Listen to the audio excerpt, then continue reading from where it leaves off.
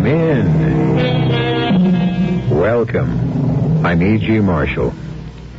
The poets claim it's love that makes the world go round. That's a beautiful conceit, and we should let them enjoy it. However, practical people know better. Sensible people know what really makes the world go round, and that's money. Yes, money. With money, you not only make the world go round, but you can make it go fast or slow, or even bring it to a full, complete, and shuddering stop. Oliver, darling. Good morning, Miss Wilson. Miss Wilson? Is something wrong, Colonel Colfax? You have a certain look on your face. Have I? What kind of look? The look of a man who's about to announce he wants to break his engagement. Is that why you're here? No, that is not why. I have come to... Yes? I have come to place you under arrest. Arrest? Miss Mariah Wilson, you are charged with spying against the government of the Confederate States of America. And it is my duty to conduct you to a place of court-martial.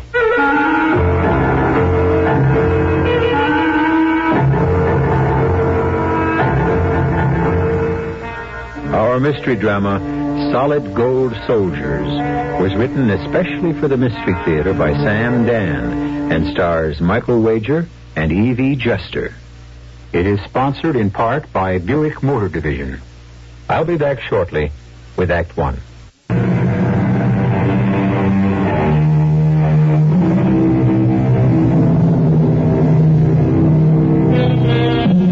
No war in our history has the power to fire the imagination as does the Civil War, or, if you will, the war between the states.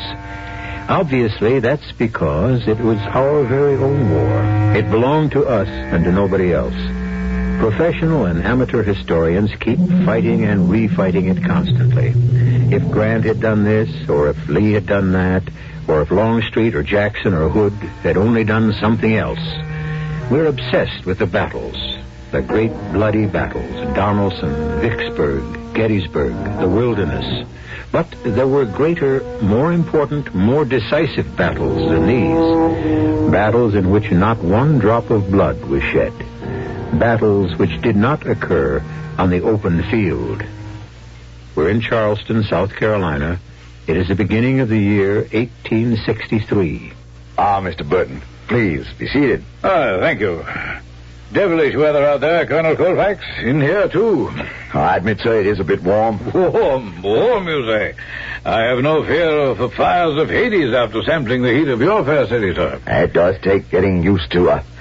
Sir, have you examined the list? Yes, indeed. Each and every item. You must admit it would be quite a windfall for the merchants and manufacturers you represent in Great Britain. Windfall? Bless my soul, sir. How can you call it a windfall? Look at the prices we offer you for the necessities of life and the sinews of war. Which brings us to the matter of payment. I thought we had agreed we are pledging our cotton. Cotton, yes, a most precious and valuable commodity. Several million bales of cotton would be a godsend to the mills of England. There is, however, one small difficulty. Difficulty? Oh, come, Colonel Colfax. You know as well as I do the nature of the difficulty. You also pledged us last year's cotton. And it's yours. It belongs to you. Not while it sits and rots on the docks of Charleston. We are planning a fleet of blockade destroyers. The truth is that the Federals control the seas. Now, I have been instructed by my principals to insist on direct payment. Very well. We shall pay you in cash. But I hope you understand, Colonel, by cash we do not mean paper. Sir, do you impugn the honor of the Confederate States of America? Well, I'm only saying, Colonel, with no offense, that anyone can set up a press and print money. I consider that an insult. Spare me your melodrama. We cannot accept your paper money. Which is another way of saying you have no faith in our government. Faith is too fragile to stand alone. It usually requires a pedestal. And one made of gold is always best. But we are winning. We won the battles at Bull Run, Chancellorsville, Fredericksburg. Unfortunately, you have not won any lately. Well, it's no secret that Lee is planning an offensive into the north, into Pennsylvania. We do not consider that a wise maneuver. It is not for foreigners to determine the tactics and strategy of our war. Ah, but you see, Colonel, it is our war also. We already are heavily invested, and you are asking us to support you further. We are willing to pay for all materials. And we must insist on payment in gold. Gold? As a down payment, as a token of good faith, $1 million in gold. Those, sir, are our terms. I am not empowered to approve of payment in gold. I understand. I will have to take up the matter with the president himself. Well, naturally.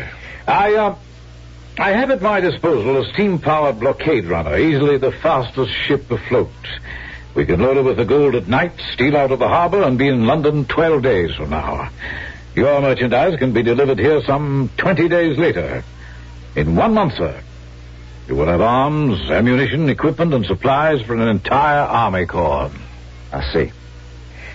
Very well, Mr. Burton. I shall convey these rather harsh conditions to the president. Harsh conditions. Well, son, business is business. Not among gentlemen. Colonel, war just is not a gentleman's business.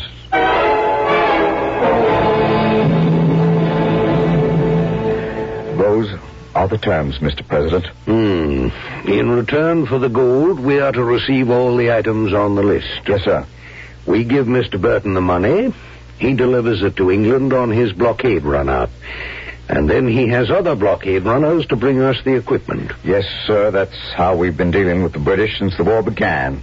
The risks, Colonel? A ship carrying the gold can be intercepted or sunk by a federal man of war. Yes.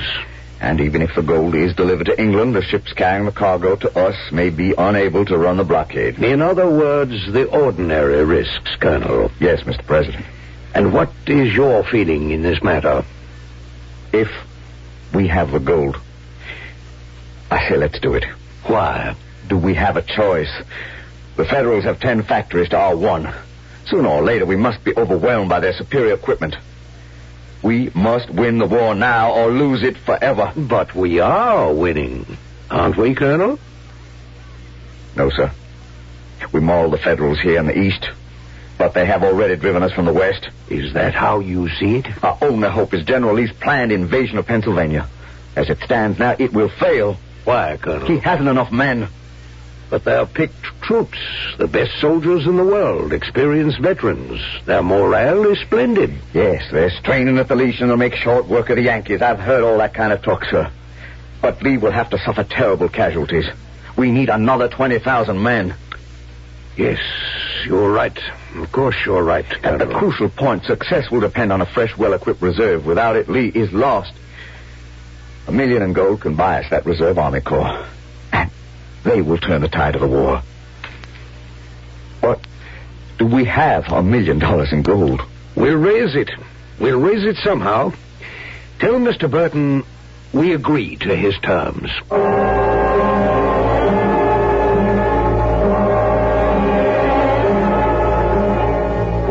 To die for one's country is to live forever. To fall in the fight is to stand with the brave. Bold sons of the South, we'll forget you never. How holy the earth that will serve as your grave. Now,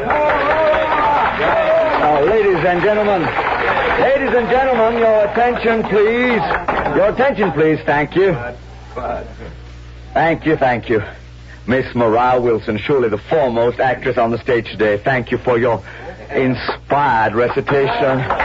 Ladies and gentlemen, thank you for attending the Gold Ball this evening. These gala celebrations are being held all over the South to raise gold to buy the necessary supplies for our brave boys in the field. So give generously of your gold coins, your gold rings. In short, if it is gold, give it. Thank you.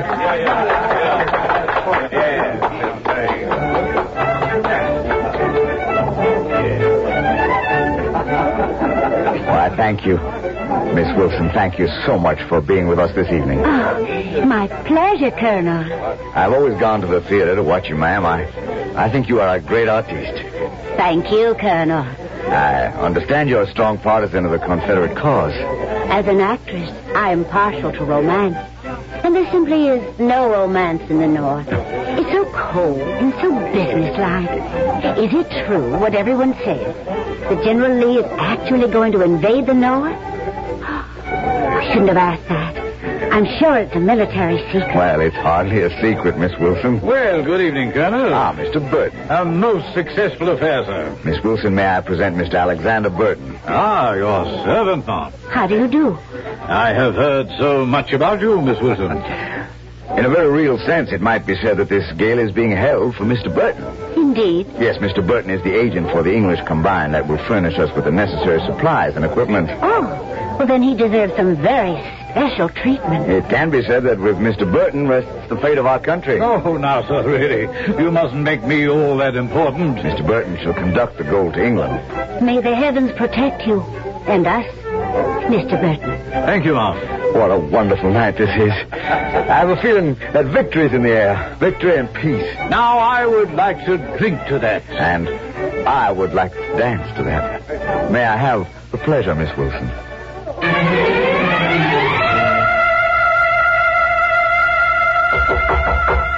That was, well, I say, who's there? Well, if you're a bandit or a burglar, I warn you, I'm armed. Very well, let us find out. Good evening. Why, bless my soul, It's Maria Wilson. May I come in? Oh, yeah, to what do I owe this honor? May I ask you to put down the revolver? Firearms have always made me nervous. Yes, I confess they make me somewhat nervous as well. But once again, to what do I owe this honor? I came here because I am curious. Curious? Yes. I should like to know your name. Oh, but you know my name. Or perhaps you've forgotten. I'm Alexander Burton. No, sir. That's the discrepancy.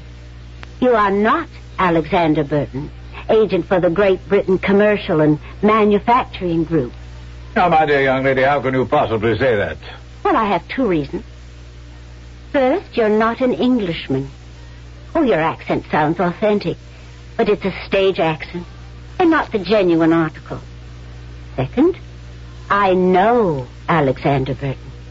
I met him when I played in London some years ago. Well. Yes, Mr. Burton. And, what else do you have to say to me, Miss Wilson? I don't know what your endeavor is exactly, but I am announcing to you the fact that you now have a partner. A partner? Yes, a partner.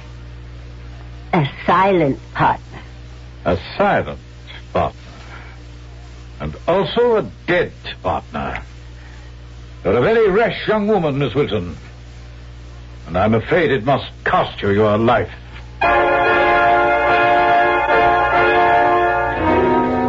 Well, who is Mr. Burton? Evidently, he is not as advertised. We know Maria Wilson is a famous actress of the day, but obviously she's also a little more than that. Right now, she's looking into the muzzle of this gentleman's revolver. He may shoot her. He may not. Just what he does decide will be revealed in a few moments when I return with Act 2.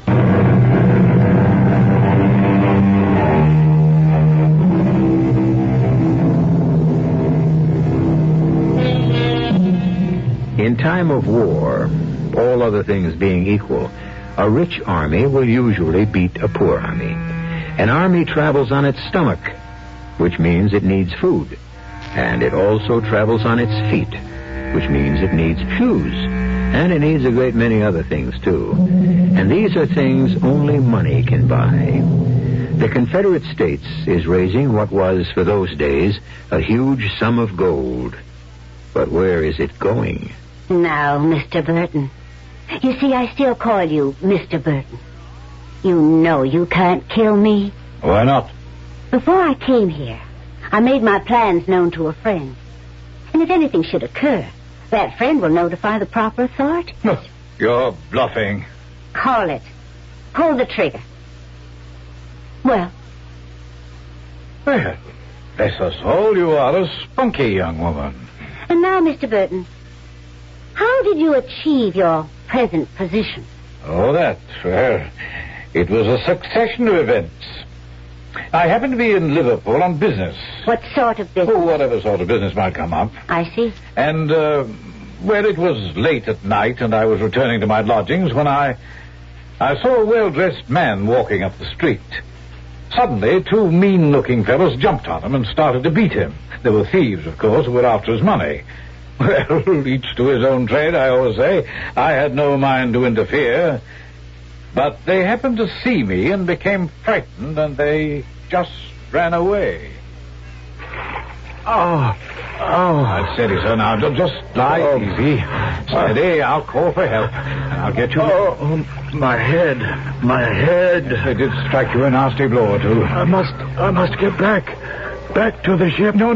Don't try to get up, sir. Worst thing for a blow on the old noggin. Just rest. My name is Burton. Alexander Burton. Oh, yes, sir. I've heard of you. You're sailing for America. Read all about you in the newspaper. Everything is spinning about. I'm dying. Now, sir, I live just a few doors up the street. You can lie down, and I can go for a doctor. No, get me to the ship. It sails. Get me to... Well, he was in no condition to go anywhere. So I got him into my room somehow and stretched him out on the couch. I thought there'd be a gift in it for me, you know. But he wouldn't let me leave him.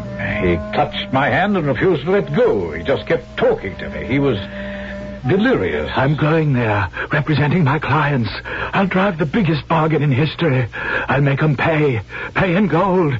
None of their worthless paper. Gold, $1 million in gold. Gold. Now, take me to the ship. The ship is waiting to sail. The ship is waiting for me. For me. Take me to the ship. And suddenly, he was dead. So, since he wouldn't need it any longer, I searched his pockets for money. And I looked at the sheaf of documents in his coat. And you decided to become Mr. Alexander Burton. Who is empowered to collect $1 million in gold from the Confederate government. What did you do with Mr. Burton's body? For a few shillings, you can always find some obliging gentleman. And the gold? I've discussed the matter with some of the crew who appeared sympathetic. The others will be convinced to join us, one way or another. And so the ship will take on the gold, but it will not sail to England. No, I'm afraid not. Well, now that I am your partner... Ah, yes, my new partner. My share should be 10%. That's quite a bit of money. Well, I could have asked for more, but I'm not greedy. And, just how do you expect to be paid? I expect you to deliver the money before the ship sails. Is it a bargain, partner? Yes, it's a bargain, partner.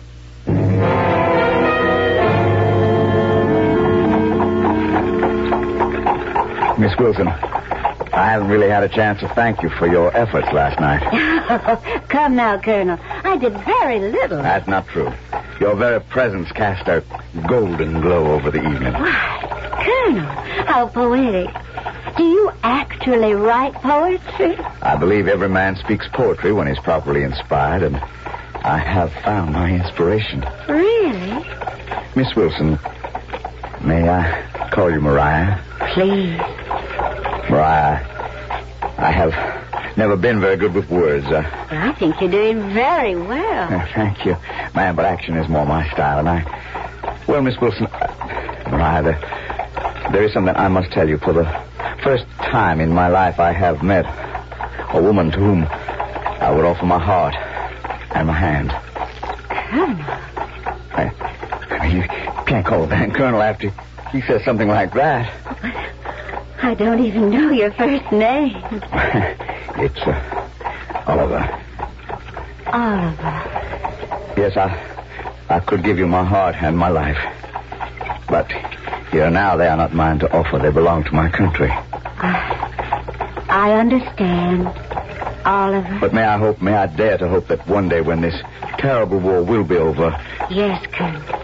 Oliver, when this terrible war will finally be over.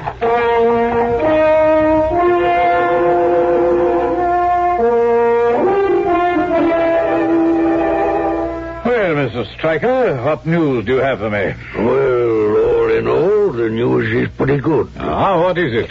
Well, as you yourself should remember, you says to me, Stryker, I want you to watch that Miss Wilson woman night and day. Keep an eye on the house and follow wherever she goes. Remember? Yes, I remember. Well, just this morning, she walks out of the house, strolls down the street. I follows her, very cautious, and she turns down a deserted lane. And making sure she ain't observed, she quickly places her letter inside the trunk of an old oak tree. Hello, what's this, I ask myself. And after she leaves, I just sticks me hand in, and here it is. I thank you, Mr. Stryker. What's it say? You mean you weren't curious enough to read it? I'd need more than curiosity. I'd need to know how to read. Beautiful handwriting this lady has. Alert, blockading squadron, runner preparing to sail soon with gold shipment. Well. So think of what we have just learned about the fair Miss Maria Wilson. Should we, get rid of Miss Wilson? I could do it with no trouble at all. No, Stryker. There's always the correct way to do these things.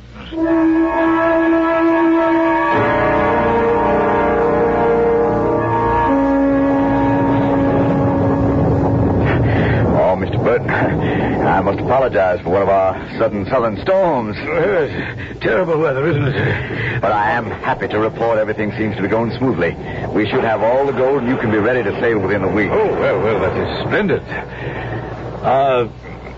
Colonel... Yes, sir? I'm not sure I know how to say this, but that was a splendid gala you held the other evening. It was reputed to be the best in the Old South. Of course, we were graced by the presence of Miss Maria Wilson. Yes, Miss Wilson. I am afraid I should talk to you about Miss Wilson. What is there to say about Miss Wilson? Well, I'm not sure. Perhaps I'm imagining things, but let me tell you at any rate. I had met Miss Wilson before we were introduced at the ball the other evening. Oh, Miss Wilson didn't seem to recall that. Met is perhaps not quite the right word. Miss Wilson played the season of 1860 in London. As a matter of fact, I attended her last performance. I was very much impressed by the speech she made after the curtain fell. She said that she was returning home because war was certain, and she wanted to help her country. Oh, and she has. She most certainly has helped. But her country is the North. Oh, Mr. Burton, I'm positive you're in error. If only I were. No. She had everyone in tears. She hailed Abraham Lincoln as the savior of the United States. She said the South had been seized by the powers of darkness. Mr. Burton, what you are telling me is absolutely incredible. So what motive would I have for lying, for slandering the lady? I find what you are saying impossible to believe. Yes, I know, sir.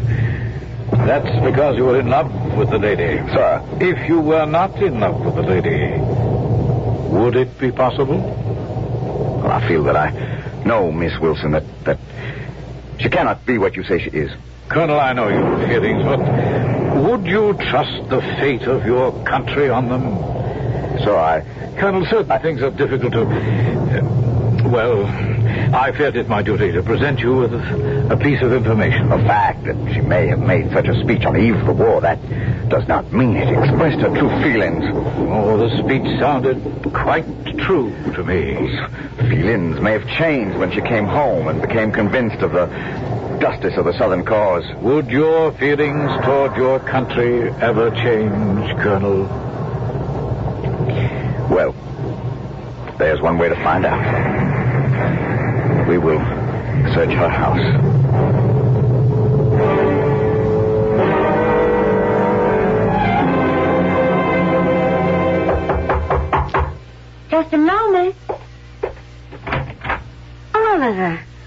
wonderful surprise.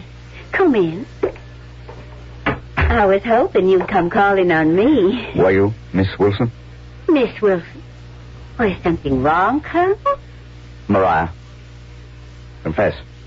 To what? Confess you're a Union spy. Who accuses me? Does it matter? I have a right to know. Let me face my accuser. Mariah, if we love each other, there can be no falsehoods between us. Are you a spy? Who accuses me? I have received a report of a speech you made after your final performance in London in 1860. I wasn't in London in 1860. Unfortunately, Mr. Burton happened to see you express your Union sentiments quite strongly. I played the season of 1860 in Boston. Why, if you read the Boston newspapers, well, get old copies of the paper. Mr. Burton saw you and heard you. Mr. Burton. How do you know Mr. Burton is all that he claims to be? Miss Wilson, this is unworthy of you. Mr. Burton is an English gentleman. How do you know? Mr. Burton carries all the proper documents. Can anyone here identify Mr. Burton?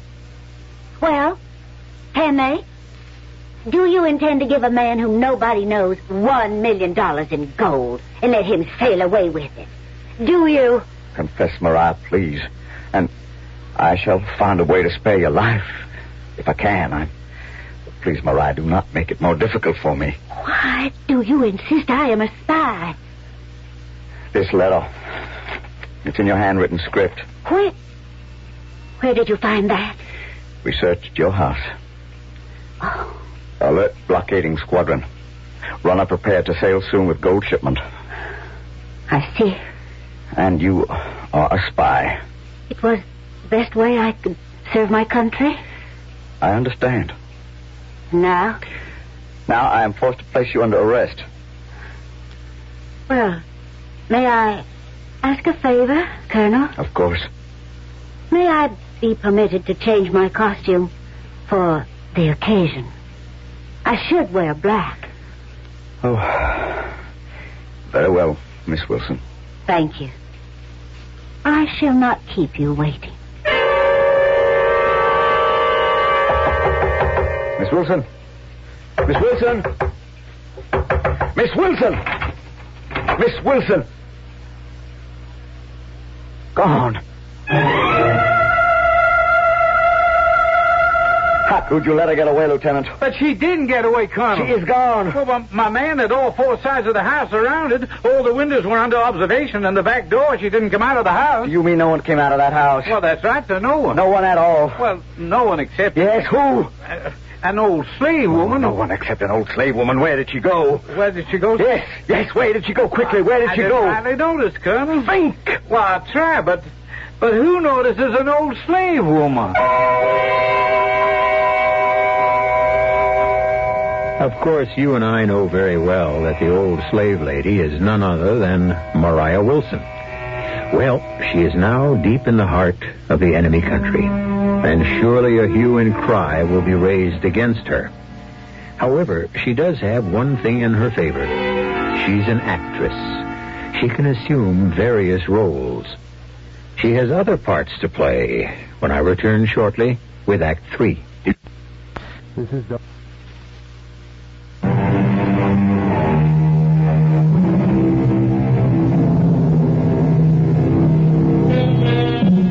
In 1863, the American Civil War is reaching toward its crisis.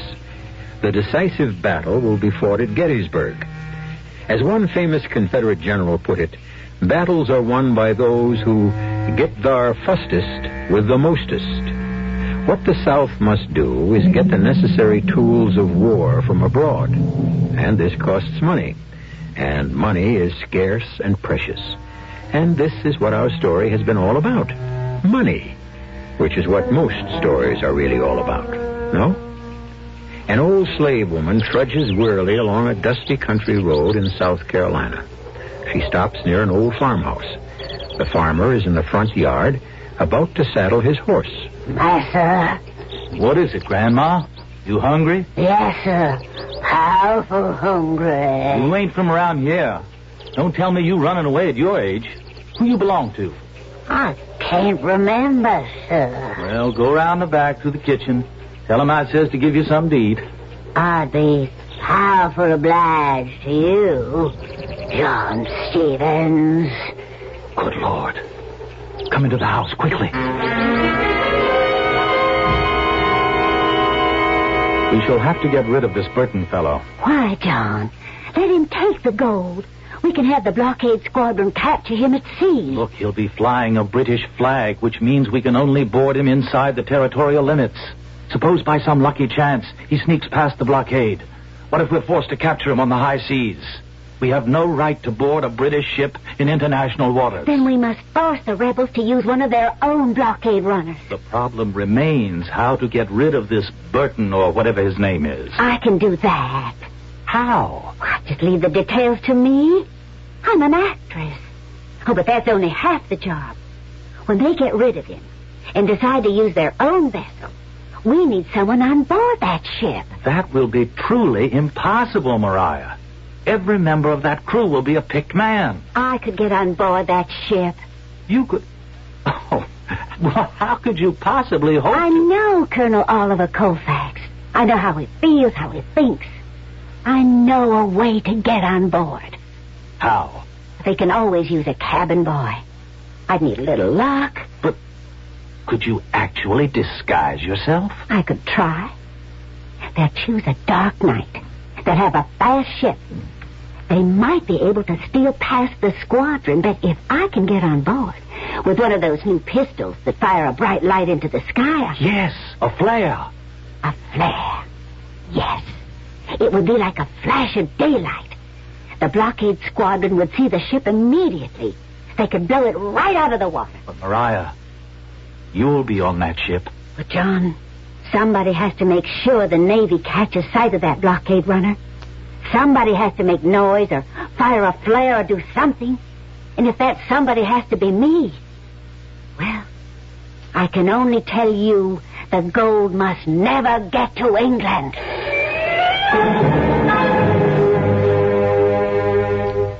Well, Colonel, tonight is the great event, eh? Yes, and it looks like favorable time, too. There'll probably be a heavy mist, judging from the weather now. Oh, yes, sir, I'm sure of the success of our enterprise. Shall you be my guest for luncheon, sir? I know of a splendid place to dine just down the street. Oh, my pleasure, Colonel. Shall we?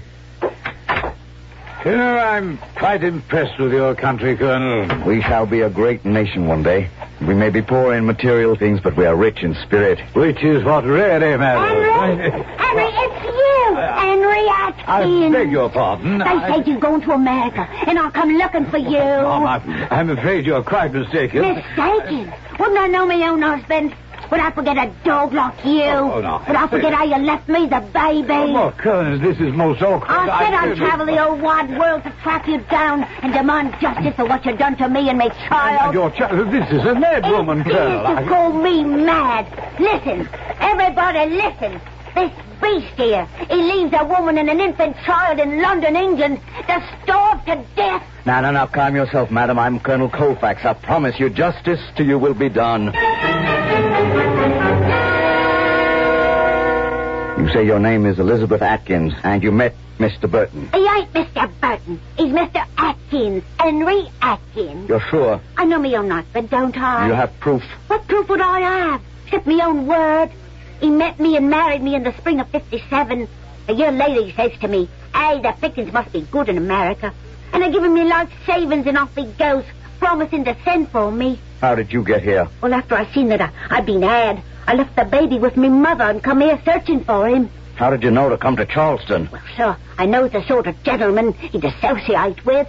Someone said they heard he was onto a good thing down here. I see. Sir, I didn't mean to cause nobody no trouble. It's just that I need money for the baby. Want him to grow up with an education like I never had. Well, Mrs. Atkins, we shall look into this further, and thank you very much.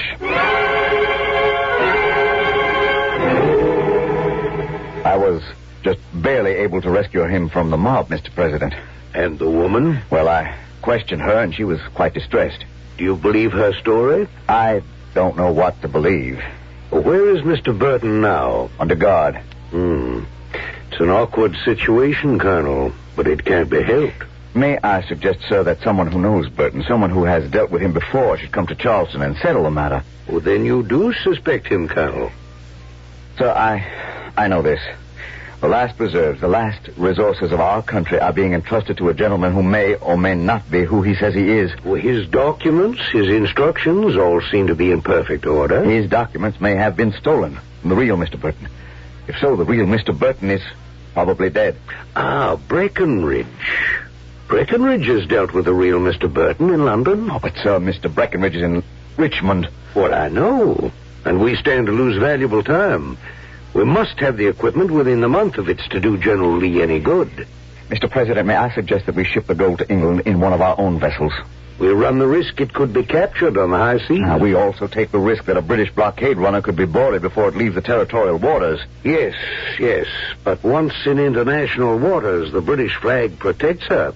However, the crew of most of these vessels are basically privateers, which is a polite name for pirates. Well, they'll know they have gold aboard. It could be too tempting. Then why entrust this valuable cargo to strangers in any event? We must use one of our own craft.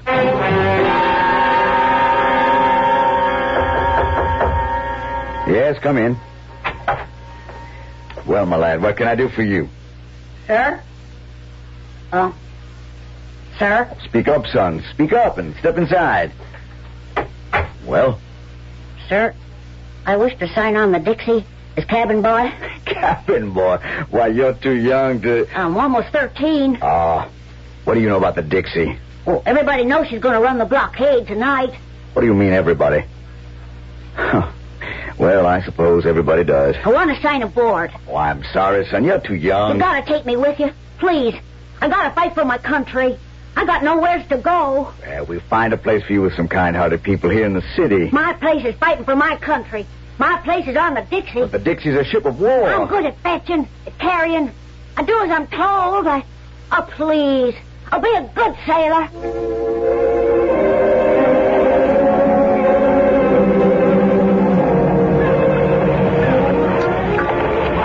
Move aboard quickly and quietly, men. We just have time to make the tide. This fog is a blessing, Colonel. Yes, Lieutenant. And now I feel certain we shall succeed. Colonel, I brought you a cup of coffee. Thank you, son. Better get on board quickly. Yes, sir. They won't expect us to put out to sea in this mist. Or if they do, it won't matter. Once we're underway, I don't think they have anything that can catch us. Last man's reported aboard, Colonel.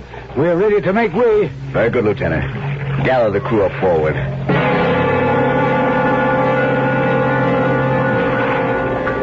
I needn't tell you, men, this is the single most important mission of the war. This cargo must get to England so we can return with the equipment we need to win. The Federals are out to get us. They'll try their damnedest. We shall move out under sail. No one is to speak above a whisper. No one is to smoke or show any light whatsoever. Cook, the fire must be out in the galley. No smoking. Sailor master, take over the ship.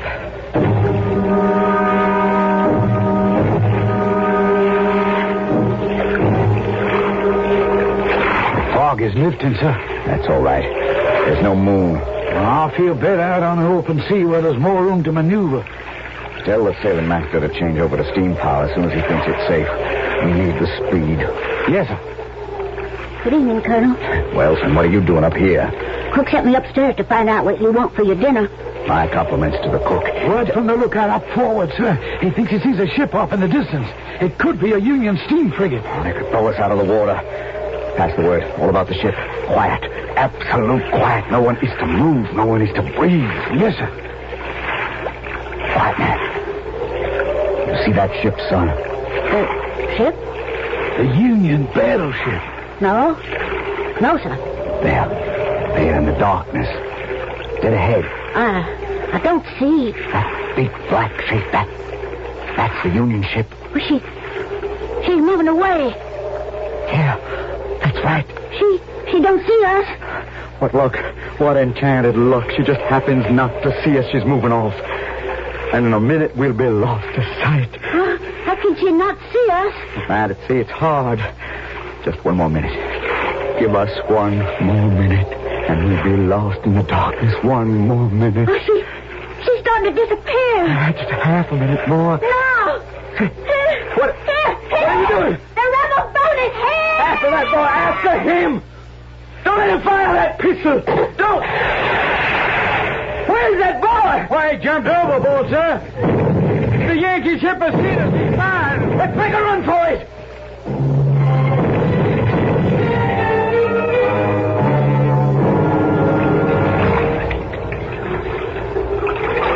Yeah. Let me give your hand, sailor. Thank you, kind sir. It's you. Yes, me. Do you still want me to share your wrath, Colonel? I ought to. Yes? Oh, come on before you drown. Well, the ship is gone under. With the gold. I'm sorry for you. But for me, I'm glad. You were the old slave lady. Yes? And Mrs. Atkins. Yes? And the cabin boy. Yes. What am I going to do with you? Well, depends on who picks us up. One of my boats, and you're my prisoner. One of your boats, and I'm your prisoner. Miss Wilson. Mariah, I am afraid that whichever boat picks us, I am your prisoner anyway. Colonel, I only want to say that I am your prisoner, too.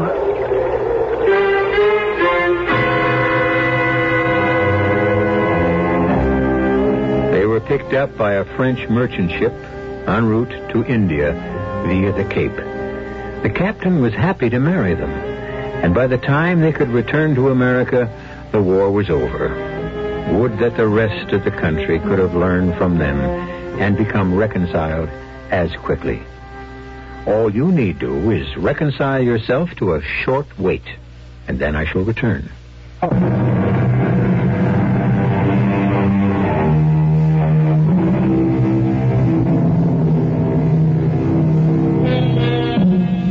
It needs all kinds of soldiers to make an army. Infantry, artillery, armor, and air. But the soldiers who are needed to support them all are the soldiers who neither fight nor die. The soldiers who never grow old or tired, weary or hungry. And these are the soldiers of solid gold, who will serve any master or any cause. And in the end, these are the soldiers who win. Our cast included Michael Wager, E.V. Juster, Ian Martin, Court Benson, and William Redfield. The entire production was under the direction of Himan Brown. And now, a preview of our next tale. I brought my weapon to bear. I was about to shoot. And then I seen his face. What I mean is, he had no face. No head. No head. No, General. He was dressed in the uniform of a Hessian mercenary soldier. And it was all complete. See, he didn't have his hand. Since he had disobeyed your order to halt, why didn't you fire? Sir, if any other officer asked me that, I'd answer my flint was wet, or the primer flashed in the pan, or that I shot and missed. But you know what my answer is to you, General? You were scared out of your wits. Yes, sir. And I would have been scared, too. All right, Sergeant, that's all. General Washington, I did see him. The four men with me, they seen him, too. He was a headless Hessian. This is E.G. Marshall inviting you to return to our Mystery Theater for another adventure in the macabre. Until next time, pleasant dreams.